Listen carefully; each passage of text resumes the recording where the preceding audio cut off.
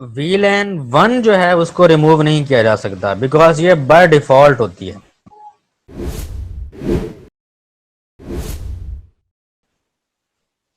Creating VLANs के अंदर सबसे पहले हमने VLANs कैसे बनानी है, तो सिंपल सी कमांड है। ग्लोबल कॉन्फ़िगरेशन मोड में आते हैं हम और सिंपल कमांड लिखते हैं VLAN और उसके बाद हम VLAN का नंबर देते हैं कोई। VLAN नंबर की जो स्टैंडर्ड रेंज है दैट इज 1 से लेके 1005 तक। लेकिन आपको पता है जो VLAN नंबर 1 है ये बाय डिफॉल्ट होती है, इससे हम नई VLAN नहीं बनाते हैं। तो आपने जो नंबर रखना है दैट इज VLAN 2 से लेके 1001 तक। इस नंबर की कोई भी VLAN आप रख सकते हैं, दैट इज VLAN नंबर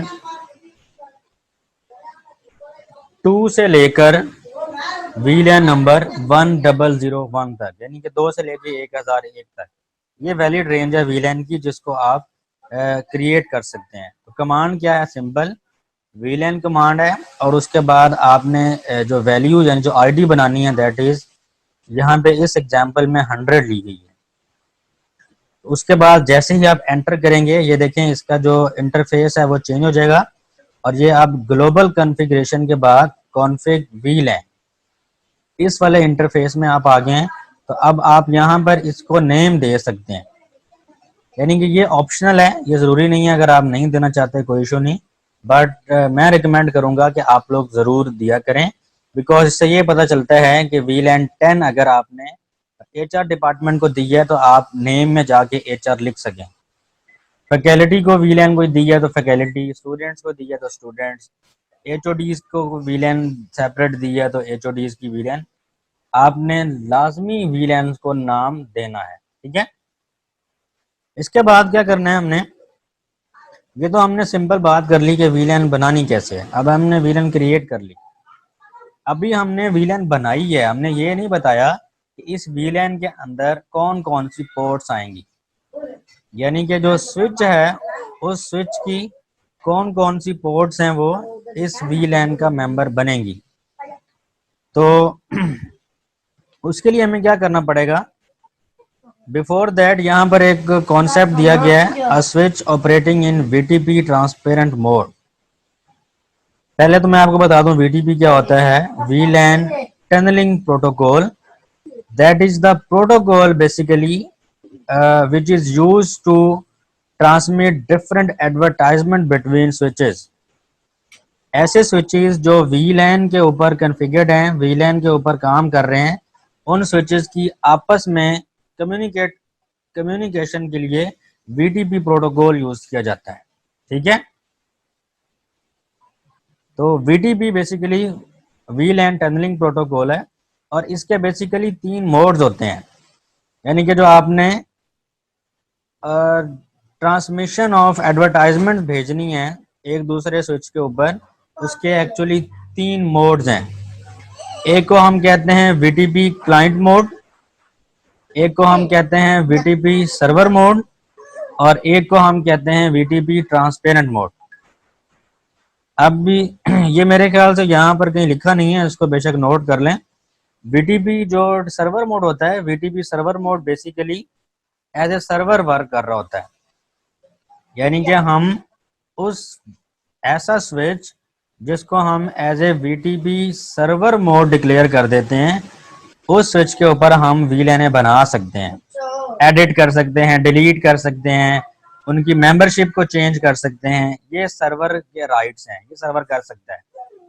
जो VTP क्लाइंट मोड होगा जो स्विच, वो एज सच रिसीव करेगा, यानी कि VTP क्लाइंट मोड वो एज सच VLAN और उनकी मेंबरशिप रिसीव करेगा जैसे उनको सर्वर एडवर्टाइज करेगा, ठीक है।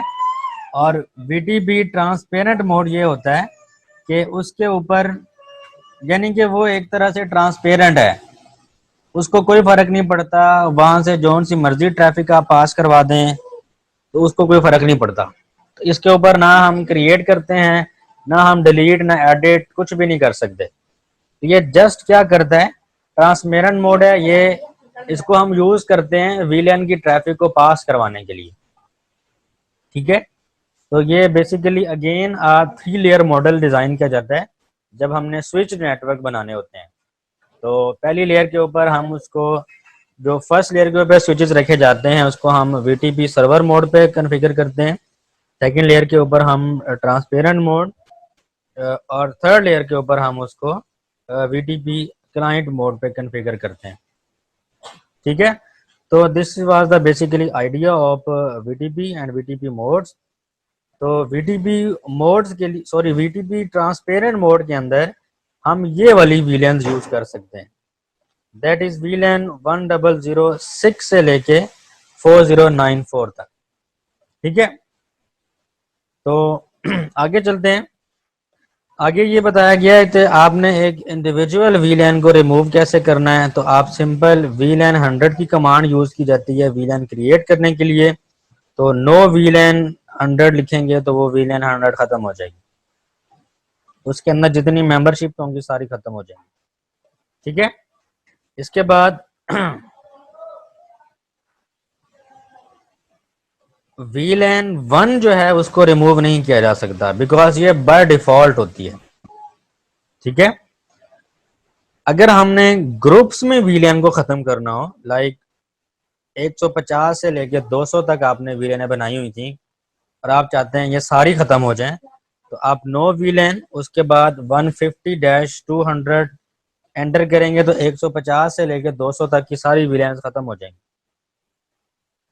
इसी तरह अगर आपने ग्रुप्स में वीलैंस क्रिएट करनी हो तो आप वो भी कर सकते हैं, लाइक वीलैन 150-200 एंटर करेंगे तो 150 से लेकर 200 तक की वीलैन जमा हो जाएंगी, क्रिएट हो जाएंगी, ठीक है। तो view all created VLANs including the interfaces assign to each VLAN, command use करेंगे हम शो वीलैन की। शो वीलैन कमांड क्या हमें बताएगी, तमाम वीलैंस की डिटेल बता देगी। जैसे ये बता रही है 1 वीलैन जो बाय डिफॉल्ट है और स्टेटस उसका एक्टिव है, और पोर्ट्स कौन कौन सी हैं, गीगाबिट ईथरनेट 1/1-24, यानी कि 1/1, 1/2, 1/3 अप टू 1/1/24, 24 पोर्ट्स का स्विच है। तो उसके ऊपर 24 की 24 पोर्ट्स वीलैन 1 का मेंबर्स हैं। और अभी जो आपने वीलैन 100 की कमांड दी थी जिससे आपकी वीलैन 100 बन गई थी और उसको आपने नाम दिया था सर्वर्स का नेम कमांड से, वो भी एक्टिव हो चुकी है, बट उसके साथ कोई पोर्ट नहीं है। यानी कि अभी अगर आप स्विच के साथ कोई कंप्यूटर अटैच करते हैं तो वो बाय डिफॉल्ट वीलैन 1 के पास ही जाएगा। वीलैन 100 के ऊपर आपने कोई पोर्ट जो है, किसी पोर्ट को वीलैन 100 का मेंबर नहीं बनाया,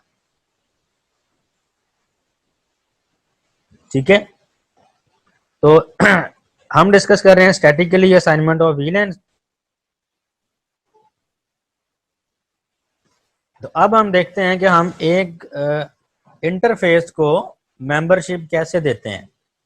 लाइक हमने गीगाबिट ईथरनेट 1/10 जो पोर्ट है स्विच की, 10 नंबर जो पोर्ट है, उसको वीलैन 100 का मेंबर बनाना है ताकि जो कंप्यूटर पोर्ट नंबर 10 के ऊपर कनेक्ट हो उसकी ब्रॉडकास्ट डोमेन वीलैन 10 बन जाए, ठीक है। उसकी ब्रॉडकास्ट डोमेन वीलैन 100 बन जाए। तो क्या कमांड यूज करेंगे, ग्लोबल कॉन्फ़िगरेशन मोड में आएंगे, इंटरफेस गीगाबिट ईथरनेट 1/10, यानी कि ये कमांड आप यूज करते हैं अगर आपने 10 नंबर की पोर्ट में एंटर होना हो। तो एंटर होने के बाद ये देखें इंटरफेस चेंज हो गया, कॉन्फ़िग इफ बता रहा है कि आप गीगाबिट ईथरनेट 1/10 के इंटरफेस में आ चुके हैं। इस इंटरफेस पर एंटर होने के बाद आप कमांड लिखेंगे पहले स्विच पोर्ट मोड एक्सेस।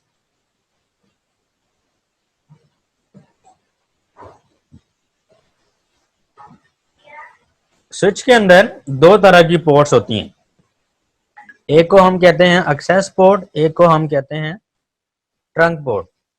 याद रखनी है, एक्सेस पोर्ट और ट्रंक पोर्ट। एक्सेस पोर्ट वो पोर्ट होती है जिसके ऊपर एक वीलैन की ट्रैफिक जा सकती है, ठीक है। एक्सेस पोर्ट वो पोर्ट होती है जो एक वीलैन की ट्रैफिक को कैरी कर दी है, और ट्रंक पोर्ट वो पोर्ट होती है जिससे आप डिफरेंट वीलैंस की ट्रैफिक पास करवा सकते हैं। ठीक है। तो अभी उन्होंने जो हमने कॉन्फ़िगर किया है that is interface gigabit ethernet 1/10 10 number port में एंटर हुए हैं। Switch port mode access port उसको बनाया है बिकॉज हम इस पोर्ट को चाहते हैं कि इसके साथ जो कंप्यूटर अटैच हो वो एक वीलैन का मेंबर ही बने। एक कंप्यूटर एक से ज्यादा वीलैन का मेंबर नहीं बन सकता। ट्रंक पोर्ट किस सिनेरियो में यूज की जाती है या हमें ट्रंक पोर्ट क्यों बनानी पड़ती है? अगर एक स्विच के ऊपर 3 से 4 वीलैनें आपने बना ली हैं और अब आप उस स्विच की ट्रैफिक किसी और स्विच में पास करना चाहते हैं, यानी कि 2 स्विचेस थे और एक स्विच के ऊपर था वीलैन 10 और 20, 2 वीलैन थी। सेम एक और स्विच था उसके ऊपर भी था वीलैन 10 और 20। अब आपने कहा कि विद इन अ वीलैन तो कम्युनिकेशन होनी चाहिए, बट एक स्विच के ऊपर जो 2 वीलैंस हैं उनकी ट्रैफिक आप स्विच की किसी एक पोर्ट से कैसे बाहर निकालेंगे? उसके लिए उस पोर्ट को ट्रंक बनाना जरूरी होगा।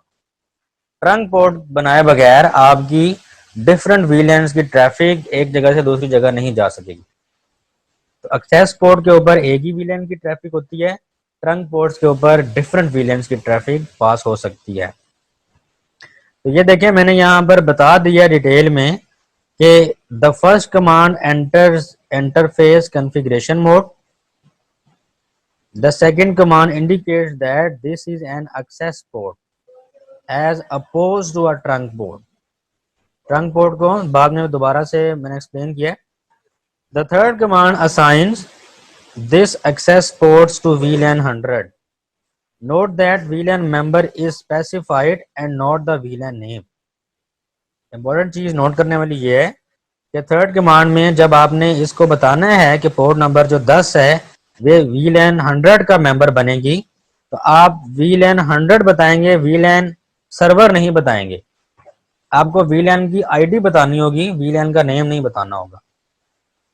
थर्ड इंपॉर्टेंट कमांड क्या है? Switch port access VLAN 100।